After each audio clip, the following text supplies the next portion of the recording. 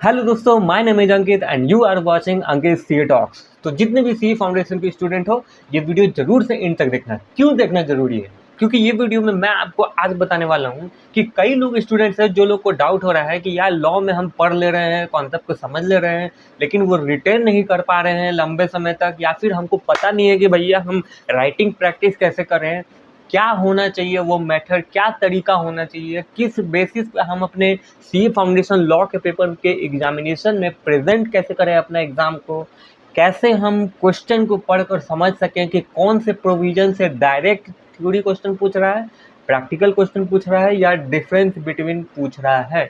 तो इन टॉपिक के बारे में हम इस वीडियो में बात करने वाले हैं, तो ज़रूर से इस वीडियो को अंत तक देखना। सबसे पहले बात करते हैं कि जो लोग ये कह रहे हैं कि भाई हम जो कॉन्सेप्ट है, जो लॉ में जो भी जितने भी प्रोविज़न है उसको हम रिटेन नहीं कर पा रहे हैं, तो इसमें हम क्या कर सकते हैं। सबसे पहली बात, एक बात सुन लो, दिसंबर 2022 का अटेम्प्ट जब हुआ उसके बाद तुम्हारे पास जनवरी, फरवरी, मार्च, अप्रैल था, इवन तो ऑलमोस्ट मई खत्म होने पे है। ठीक है, ये 5 महीने में अगर तुमने सी ए फाउंडेशन लॉ को 30%, 40%, 50% भी अभी तक पढ़ा है, तो उस 50% को रिटेन कैसे करें इसको मैं बता रहा हूँ। सबसे पहली बात, रिटेन करने का एकमात्र मेथड है कि जिस प्रोविज़न को पढ़ रहे हो उस प्रोविज़न का एग्जाम्पल जो ICAI के मटेरियल में दिया हुआ है, उस एग्जाम्पल को कोट कर लो और उस एग्जाम्पल को विजुअलाइजेशन करो, अपने दिमाग में चलाओ कि भाई इस एग्जाम्पल में बोल क्या रहा है, इस एग्जाम्पल में जो भी केस दिया हुआ है, प्रैक्टिकल एग्जाम्पल दिया हुआ है, भाई वो एग्जाम्पल आखिर कह क्या रहा है।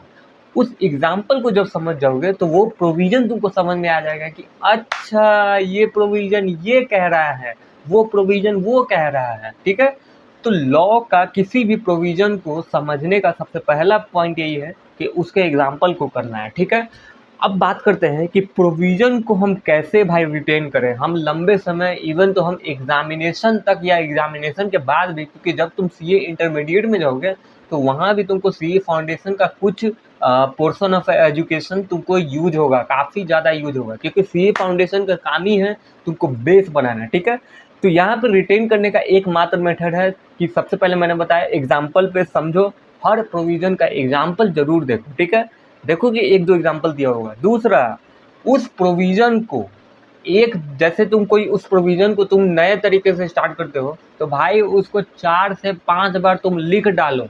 ऐसे आगे मत बढ़ना कि भाई मतलब धूम मचाले की तरह 200 के स्पीड में बढ़ते जा रहे हैं और पहले दिन ही एक चैप्टर ख़त्म कर दिए, एक यूनिट ख़त्म कर दिए। नहीं, उस चैप्टर का, उस यूनिट का तुम 5 प्रोविज़न तुमको याद रखो।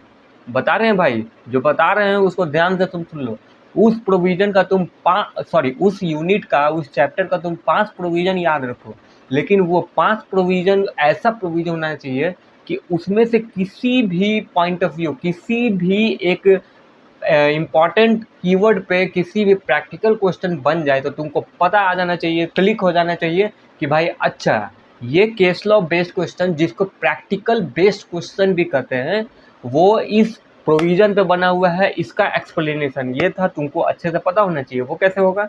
सबसे पहली बात एग्जाम्पल देखना। दूसरी बात भाई 4-5 बार वही प्रोविज़न को डायरेक्टली थ्योरेटिकल बेसिस पे लिखो। ठीक है, जब तुम लिखोगे 4-5 बार तो यहाँ तुम्हारे अंदर आएगा, जब अंदर आएगा तब तुम्हारे सब कॉन्शियस माइंड में भाई वो चीज़ इंटर हो जाएगा।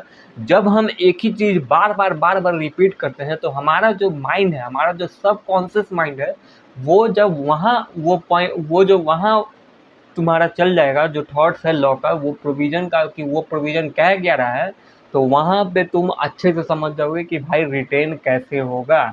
ये दो एकमात्र मेथड है। तीसरी बात, लॉ में भाई राइटिंग प्रैक्टिस कैसे करें, क्योंकि देखो ये बात तो सही है कि यूनिट चैप्टर का, लॉ का जो चैप्टर है वो कहीं ना कहीं तुम नया पढ़े हो, 12th देकर आए हो, लॉ तुम नया सब्जेक्ट पढ़े हो, तो तुमको काफ़ी ज़्यादा प्रॉब्लम हुआ है कि भाई how it will be present and कैसे हम अपने एग्जामिनेशन में प्रेजेंट करें। ठीक है, तो कहीं ना कहीं ये डाउट होगा, कुछ लोगों को डाउट होगा कि भाई पता नहीं कैसे लिखना है, कैसे एक्सप्लेनेशन देंगे, कैसे कंक्लूजन देंगे, डायरेक्ट थ्योरी कैसे करेंगे, डिफरेंस बेसिस का क्वेश्चन कैसे सॉल्व करेंगे।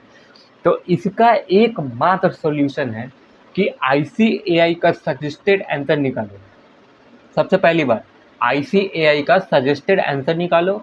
वहाँ पे देखो कि ICAI ने किसी भी डायरेक्ट थ्योरी क्वेश्चन को या फिर किसी भी तुम्हारा प्रैक्टिकल क्वेश्चन जिसको केस लॉ बेस्ड क्वेश्चन भी कहते हैं, वहाँ पे तुम सजेस्टेड आंसर में देखो कि ICAI कैसे स्टार्ट करता है। अगर तुमको एक राइटिंग का वीडियो चाहिए कि भाई कैसे हम डायरेक्ट थ्योरी क्वेश्चन सॉल्व करें, कैसे डिफरेंस बेसिस का सॉल्व करें, कैसे हम प्रैक्टिकल क्वेश्चन जिसको फिर बोल रहे हैं केस लॉ बेस्ड क्वेश्चन जो प्रैक्टिकल पूछा जाता है एग्जामिनेशन में, उसको कैसे प्रेजेंट करें, तो नीचे कमेंट में बताना, उसका वीडियो आ जाएगा। ठीक है, तो इन प्रकार से तुम रिटेन कर सकते हो। उसके बाद मान लो तुम्हारा पूरा लॉ का पोर्शन कंप्लीट है यार, 100%, चलो कोई 100% करना भी नहीं चाहिए भाई, 100% बिल्कुल नहीं करना चाहिए। तुम 60% करो, लेकिन वो 60% 100% होना चाहिए। ये ज़्यादा बेटर है रेदर देन कि तोता बनिए या फिर धूम मचा लेगा इस गाना गा के एकदम 200 के स्पीड में पूरा चाट लिए सिलेबस। अब पता चला कि स्टार्टिंग से लेके एंड तक सब कुछ देख लिए, सब कुछ पढ़ लिए, सब कुछ समझ लिए, लेकिन जो स्टार्टिंग में पढ़े थे बाद में वो याद ही नहीं आ रहा है। तो भैया सब डामाडोल हो गया, सब बेकार गया। उस समय का इम्पोर्टेंट समय गया, वो तुम्हारा इम्पोर्टेंट जितना भी तुम दिमाग लगाए थे सब गया भाड़ में। ठीक है, तो इससे अच्छा है यार कि 60% करो, वो 60% धीरे धीरे पढ़ो। हर जगह बोला जाता है कि पेशेंस काफ़ी ज़्यादा इम्पोर्टेंट है, और पेशेंस के साथ हर प्रोविज़न को पढ़ते जाओ। क्या करना है, तो एग्जाम्पल्स को देखना है रिटेन करने के लिए। क्या करना है, तो एग्जाम्पल्स देखने के बाद आपको उस प्रोविज़न को 4 से 5 बार ज़रूर लिखना चाहिए। ठीक है, दूसरी बात ये था। तीसरी बात, प्रेजेंट कैसे करें, तो ICAI का सजेस्टेड आंसर निकालो, देखो ICAI कैसे सॉल्व किया है। इस टॉपिक पे वीडियो में लेकर आ जाऊँगा।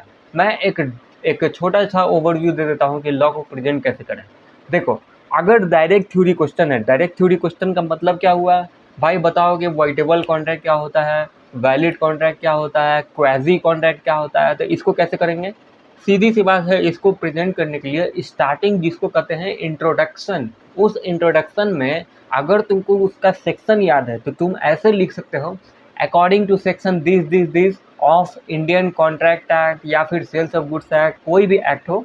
ठीक है, ऐसे तुम डायरेक्ट थ्योरी क्वेश्चन का इंट्रोडक्शन से स्टार्ट कर सकते हो। फिर इंट्रोडक्शन जब खत्म हो गया, एक्ट का नाम लिख दिए कि कौन सा सेक्शन, कौन सा एक्ट का कौन सा सेक्शन है। अगर तुमको सेक्शन याद नहीं है, 99% भी अगर तुम्हारे पास डाउट है कि भाई नहीं याद आ रहा है ठीक से, तो उसमें तुम सेक्शन नहीं डालना, सीधे लिखना according to provision of Indian partnership act, Indian contract act, बस एक लाइन छोड़ के वो प्रोविजन कहता क्या है उसको एक्सप्लेनेशन दे देना। ठीक है, कि भाई वो प्रोविजन है क्या। दूसरा, प्रैक्टिकल बेस्ड क्वेश्चन। सबसे पहली बात ये देखना कि भाई तुम्हारा अप्रोच क्या होना चाहिए। उस क्वेश्चन में देखना कि वो क्वेश्चन के सबसे नीचे कौन सा एक्ट से रिलेटेड है, वहाँ पे कुछ ना कुछ एक कीवर्ड हिंट दे देता है। हर प्रैक्टिकल क्वेश्चन में एक कीवर्ड हिंट दे देगा, तुमको एक्ट का नाम भी लिखा हुआ लिखेगा, वो पे नीचे होगा क्वेश्चन के। ठीक है, उससे तुमको एक हिंट लग जाएगा कि अच्छा ये जो क्वेश्चन है ये इंडियन कॉन्ट्रैक्ट एक्ट से है। उसके बाद तुमको हाईलाइटेड कीवर्ड देखना है उस प्रैक्टिकल क्वेश्चन में कि कौन सा ऐसा कीवर्ड है जो किसी प्रोविजन से मैच कर रहा है, जो किसी प्रोविजन के कॉन्सेप्ट से मैच कर रहा है। वहाँ पे पकड़ लोगे तुम कि प्रैक्टिकल क्वेश्चन बेस्ड का कहाँ से, ये कौन से प्रोविजन से उठ के बना है ये प्रैक्टिकल क्वेश्चन। ठीक है, अब डिफरेंस बेसिस का बात करते हैं भाई। तो डिफरेंस बेसिस का सीधी सी बात है कि डिफरेंस बेसिस में तुम प्रेजेंट करोगे, सबसे पहले बेसिस करोगे किस आधार पे हम लोग डिफरेंस निकाल रहे हैं। ठीक है, बेसिस ऑफ डिफरेंस, यहाँ पे मार्जिन क्रिएट कर देना।